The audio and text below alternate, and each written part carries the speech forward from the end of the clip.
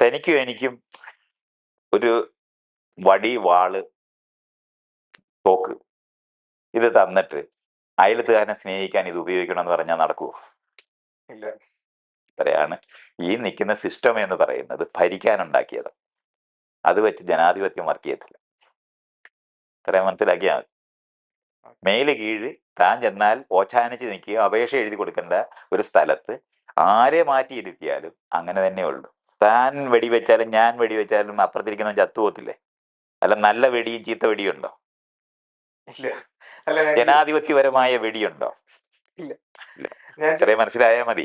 ഞാൻ ഇപ്പൊ പറഞ്ഞു, പോലീസിലായാലും അവിടെ റാങ്കുകൾ ഉണ്ടെന്ന് പറയുന്നത്. പോലീസിലായാലും അവിടെ റാങ്കുകളുണ്ട്. ആ സിസ്റ്റത്തിന്റെ ബേസ് ചെയ്ത റാങ്കുകളുണ്ട്. ഇപ്പോൾ ഉയർന്ന എഡ്യൂക്കേഷൻ എക്സ്പീരിയൻസ് വെച്ചിട്ടായിരിക്കും ഹയർ പൊസിഷനിലേക്ക് പോകുക എന്നുള്ളത്. അത് ഇപ്പൊ ഞാൻ അവർക്ക് ശമ്പളം കൂടിയാൽ മതി, ഒരു പൊസിഷനും മേപ്പോട്ട് പോകണ്ട. അല്ല, ഒരാള് ഇത്ര വർഷം സേവനം നടത്തിയിട്ടുണ്ടെങ്കിൽ അതിനനുസരിച്ചിട്ട് അയാൾക്ക് ഇത് കൊടുത്താൽ മതി. IAS ഒക്കെ എഴുതിയെടുക്കുന്ന ആളുകൾ ഒരു കാര്യമല്ല, IAS ഒന്നും വേണ്ട.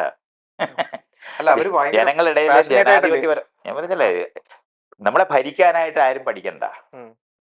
പഠിച്ച് വന്നിട്ട് അത് എന്താ ചെയ്യണമെന്ന് അറിയുന്ന തരത്തിലാണ്. അല്ലാതെ ഈ IAS എന്നൊക്കെ പറയുന്നത് ഞാൻ നേരത്തെ പറഞ്ഞല്ലോ, ബ്രിട്ടീഷുകാർക്ക് വേണ്ടി ഉണ്ടായതാണത്.